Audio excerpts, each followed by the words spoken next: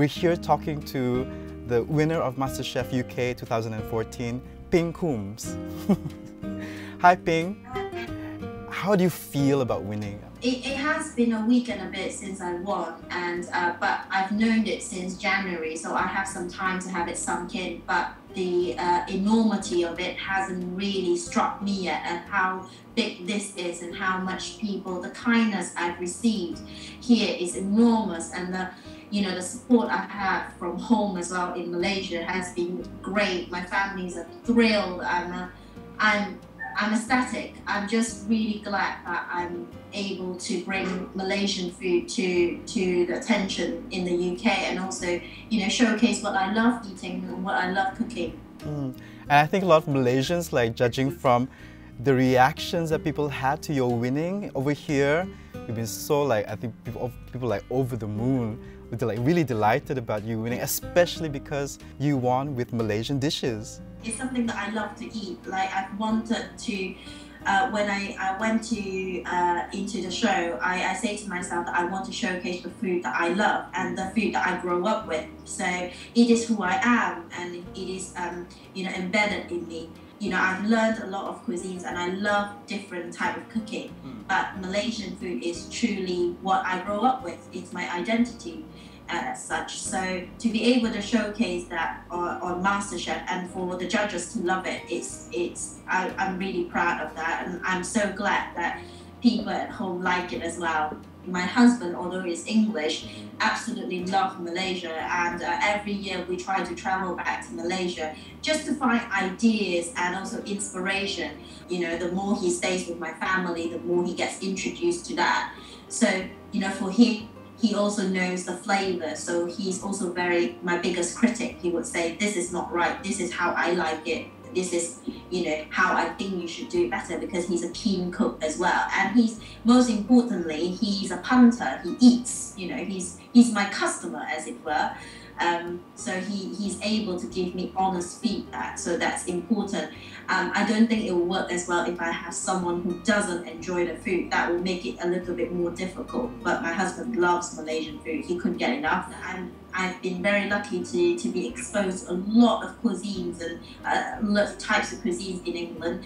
But Malaysian food remains my favorite. I think it's true for a lot of Malaysians that home is where the stomach is. Yes, I mean, every time that I travel back to Malaysia, my husband Andrew and I have a list. So we will tick off the list as and when we eat the items. So we'll have satay, we have chicken noodles, we have tai gao mein, which is the pancake that my husband loves. Okay, let's talk about your experience on MasterChef UK. How is it like for you to be one of the contestants? MasterChef is done all in kind of real reaction, so we don't get we get to prepare our dishes, so we get to kind of practice it a little bit, but then everything else is done while you're filming, so it's very daunting because no one else knows what's happening. But after a while, it's really enjoyable because I get to experience a lot of things that money cannot buy. I can't walk into a professional kitchen here and say, can I come work in your kitchen? The chefs won't allow it. And to be able to have those experiences is fantastic. I don't know whether you've seen Barcelona, and to be able to do that, you can't just walk into La Boqueria and say, this is a sum of money, I want to cook here. It just doesn't happen. And because MasterChef UK has such influence in the culinary world, that they're able to let us do it. And it's just been a fantastic experience. And I'm truly grateful that I enter it and able to get that far. What was the toughest challenge that you had to face?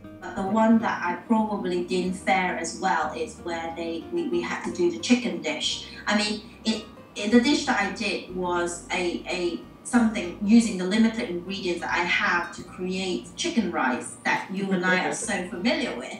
I suppose the downfall wasn't because it wasn't tasty. It was, compared to my other dishes, perhaps a little bit simple. But I wanted to bring a part of me to the competition. So when I saw the chicken, all I could think of is Ipoh, where I'm from, and chicken rice and chicken noodles is what I'm, grow up eating. So I wanted to bring Ipoh into the competition. The fact that it didn't fare as well, I do completely understand the judges' reasoning behind that. I suppose in comparison with my other dishes, it wasn't as interesting. But I didn't regret till to this day the decision I made, is because that's who I am. That's what I want to showcase. That's the risk I took. What have you been up to since the show ended? I've done a lot of interviews. I've done some TV shows, but I'm looking forward to do a MasterChef pop-up. We have a pop-up restaurant that the idea is to have people come and taste the past champions and finalists' food. Is inspired by the dishes they cook during the competition. So Luke, Jack and I start the first week off in central London. So we're doing that in September. But apart from that, I'm just trying to work out now what kind of career in food that I want. I mean, the possibilities are endless, and I'm just lucky and grateful that I'm in this position where I can launch a career in food. But I have got a lot to learn. I won't call myself a chef,